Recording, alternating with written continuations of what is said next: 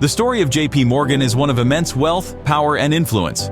As the owner of the first billion-dollar company, he dominated the most profitable industries in the country. The economy of the United States quite literally depended on the actions of J.P. Morgan, who had the power to save a company from collapse or doom it to bankruptcy with a simple word or stroke of a pen. While some hated him, others admired him, and there will never be another man quite like J.P. Morgan.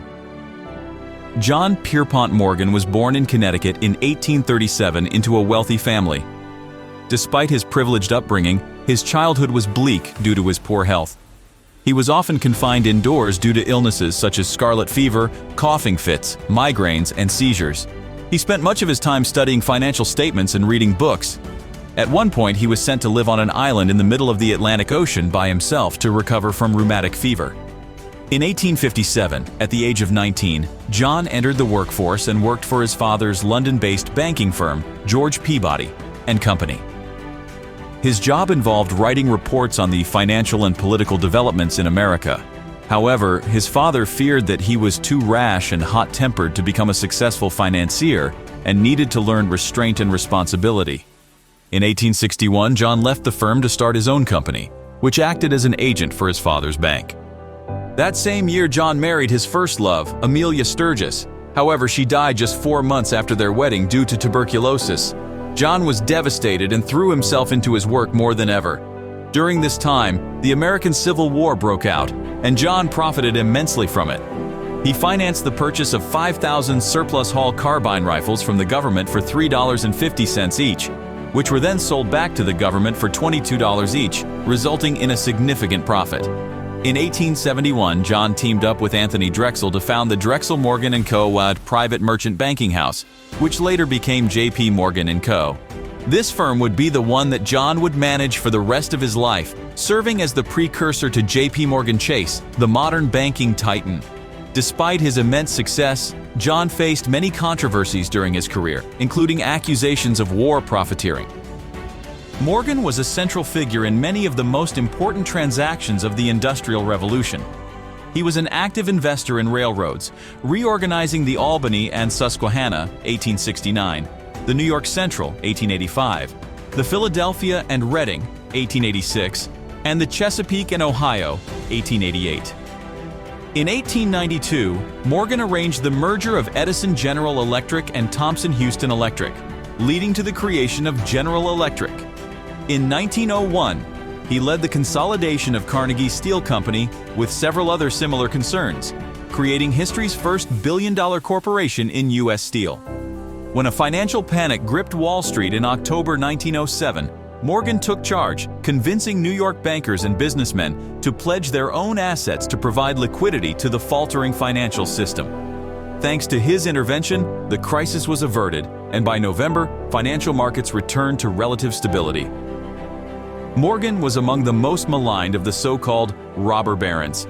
He is remembered as a beefy, red-faced bully, fierce and lonely, possessed of small ideas and consumed by enormous greed. All of this is deeply unfair to Morgan. Recent biographers, most notably Gene Strauss, have looked at Morgan with fresh eyes, finding a much more subtle and interesting character than his caricature would allow. He was a genuine polymath, fluent in French and German, steeped in literature and the arts, whose aptitude for mathematics prompted one of his professors at the University of Göttingen to encourage him to consider an academic appointment. He was remarkably generous and devoted his considerable wealth and energy to a few favored causes. At the turn of the century, Morgan was America's greatest patron of the fine arts. He began collecting art while touring Rome, not long after finishing at Göttingen at the age of 19. It was the start of a lifelong love affair. He was the driving force behind the rise of the Metropolitan Museum of Art, serving as president and donating extensively from his personal acquisitions. Morgan was a man of truly Catholic charitable interests. In addition to his lifelong engagement with the arts, he was deeply interested in the natural sciences. A trustee of the American Museum of Natural History for 44 years, Morgan served on the board from the museum's opening in 1869 until his death in 1913. He was often the museum's lead donor, frequently giving under condition of anonymity, and he served at various times as vice president, treasurer, and finance committee chairman.